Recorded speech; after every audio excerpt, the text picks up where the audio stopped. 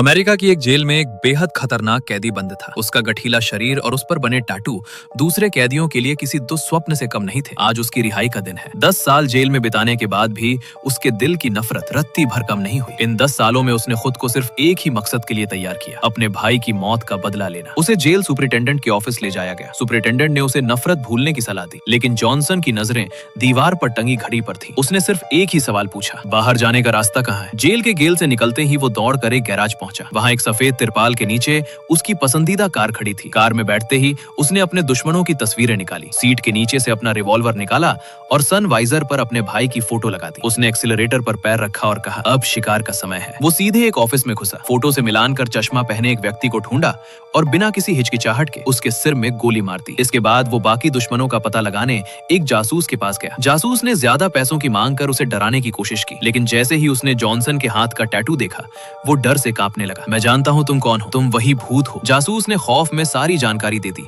और वहां से भाग गया। पुलिस ने सीसीटीवी फुटेज के जरिए उसकी पहचान की। 10 साल पहले वो एक बैंक डकैती का ड्राइवर था। अपनी कुशलता से वो पुलिस से तो बच निकला था, लेकिन बाद में एक दूसरे गिरोह ने उन पर हमला कर दिया। उन्होंने न केवल पैसे लूटे, बल्कि जॉनसन की आंखों के सामने उसके भाई का गला रेत कर हत्या कर दी। एक विकृत मानसिकता वाले बूढ़े ने उस पूरी घटना का वीडियो बनाया था। शिकारी और हत्यारा इसी बीच शहर के एक टॉप किलर को उसे मारने का काम सौंपा गया। ये किलर बहुत अमीर है और सिर्फ अपने शौक के लिए हत्याएं करता है। उसने अपने शस्त्रागार से बेहतरीन हथियार चुना और जॉनसन का पीछा करने लगा। जॉनसन का अगला निशाना वो बूढ़ा व्यक्ति था जो महिलाओं को मदद के बहाने घर बुलाकर मार देता था। जब जॉनसन उसके घर पहुंचा तो वो बूढ़ा जान की भीख मांगने लगा, लेकिन जॉनसन ने बिना एक शब्द कहे उसे खत्म कर दिया। वहां से निकलते समय किलर ने उस पर हमला किया, लेकिन जॉनसन बड़ी बहादुरी से वहां से बच निकलने में कामयाब रहा। मौत को मात देने वाला नायक। जांच में पता चला कि 10 साल पहले डकैती के दौरान जॉनसन के सिर में भी गोली मारी गई थी। डॉक्टरों ने उसे मृत घोषित कर दिया था, लेकिन चमत्कारिक रूप से अगले दिन वो ऑपरेशन टेबल पर उठ खड़ा हुआ। वो एक नाइट क्लब पहुंचा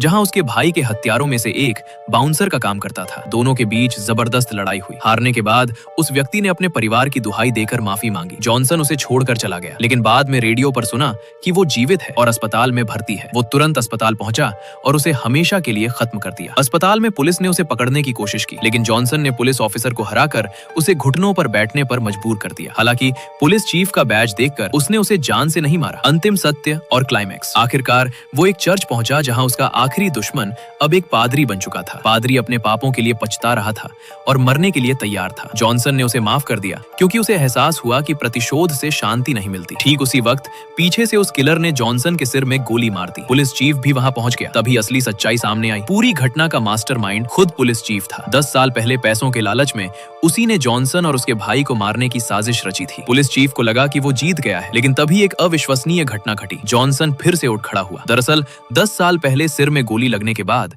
डॉक्टरों ने उसके सिर में एक मेटल प्लेट लगाई थी, जिसने इस बार उसकी जान बचा ली। जॉनसन ने जवाबी कार्रवाई में पुलिस चीफ को उसके पापों की सजा दी। निष्कर्ष, फिल्म के अंत में जॉनसन अपने भाई की अस्थियां नदी में विसर्जित कर देता है। ये कहानी एक ऐसे व्यक्ति की है जो निर्दोषों को नुकसान नहीं पहुंचाता, लेकिन अपने दुश्मनों को एक पल के लिए भी नहीं छोड़ता। सुझाव, इस रोमांच का पूरा अनुभव लेने के लिए मूल फिल्म फास्टर जरूर देखें।